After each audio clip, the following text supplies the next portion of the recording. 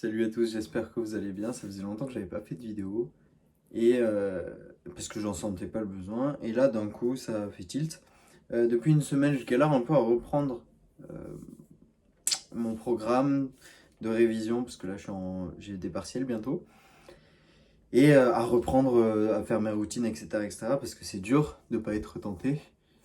Euh, Ça, je veux que vous le sachiez parce que si vous démarrez une dopamine detox ou un truc sur le long terme.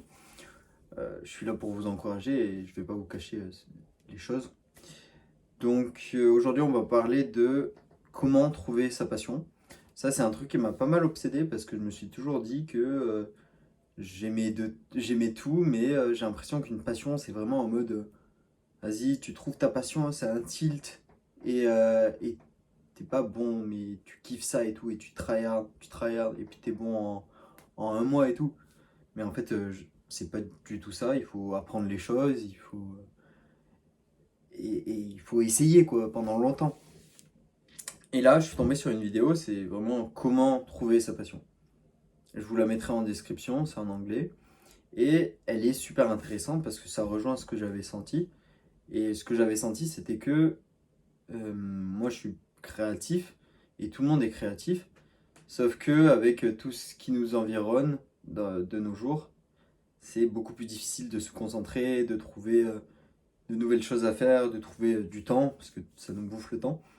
Et moi, j'essaie d'établir sur le long terme une dopamine detox enfin, qui m'éloigne un peu de tout. Et j'essaie pas mal de choses, et il y a des fois où je tombe vraiment, je suis là en mode ouais, c'est trop bien ça et tout, c'est trop bien. Et puis après, je reprends le téléphone sans vouloir vraiment reprendre le téléphone comme une addiction, quoi. Et après, je fais, ah ouais, mais flemme, c'est nul, ça m'intéresse pas.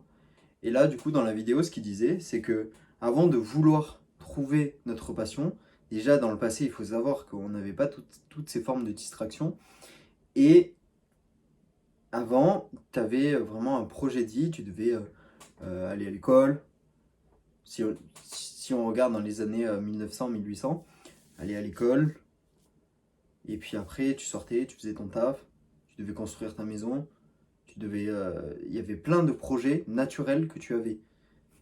Et ça, on l'a plus aujourd'hui, enfin on l'a encore, mais bon, t'appelles des gens pour faire les travaux, t'appelles ci, enfin, tout le monde fait les choses à ta place.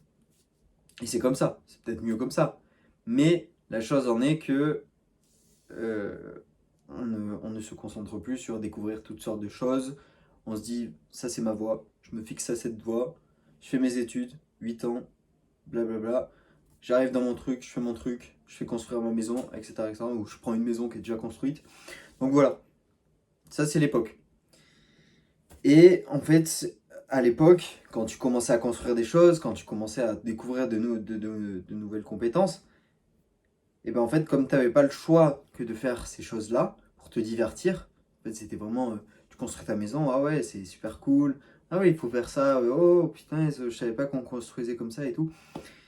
Et du coup, c'était facile de trouver une passion, de trouver une voie vers laquelle aller, sans se dire, oh punaise, j'ai la flemme, j'ai pas envie, c'est pas si. Et de nos jours, vraiment, nos passions, c'est d'autres choses. Euh, on tombe facilement dans tout ce qui est distraction et justement, on croit que on est bon qu'aux distractions parce qu'on fait que ça. Et par exemple, les jeux vidéo, facile de se dire ah punaise, je kiffe que ça, c'est ma passion et tout. Mais c'est vraiment un truc virtuel et c'est pas naturel. Et c'est purement une addiction puisque tu retournes toujours sur ça. Et, euh,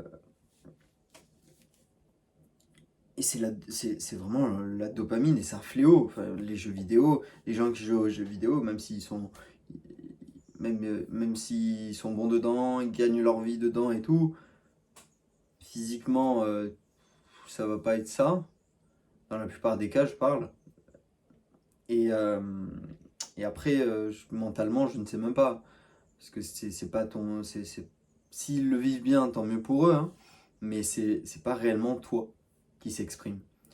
Donc, pour trouver un hobby, pour trouver une passion, il faut vraiment tout supprimer et revenir à un niveau de dopamine plat, constant. Et après, toutes les choses deviennent amusantes en fait. C'est vraiment, c'est cet aspect-là que j'ai depuis des mois. C'est que quand je suis dans ces phases-là où j'arrive à tout gérer, à être tranquille et tout, à pouvoir laisser le téléphone, à pouvoir ne pas manger de la merde et tout me paraît plat. En fait, j'ai tout envie d'essayer. Dans les chantiers, quand je vais faire un peu des chantiers et tout, j'ai envie de construire, j'ai envie d'apprendre et tout, parce que je sais que ça me servira et que c'est super cool en vrai. Et j'ai l'impression de faire quelque chose de concret.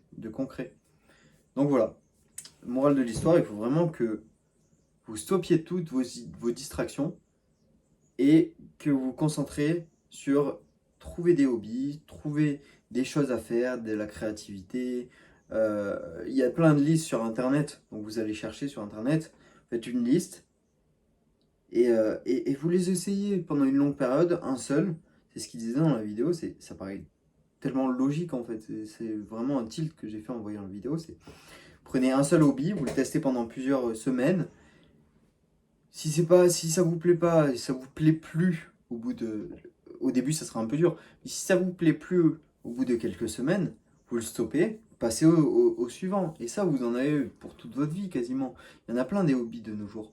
Donc voilà. J'espère que ça vous a un peu éclairé. Si vous voulez aller voir la vidéo qui est en anglais, eh ben allez-y, je vous le mets dans la description. Abonne-toi, laisse un commentaire pour me soutenir si tu veux. Et puis on se revoit dès que la nouvelle vidéo sort.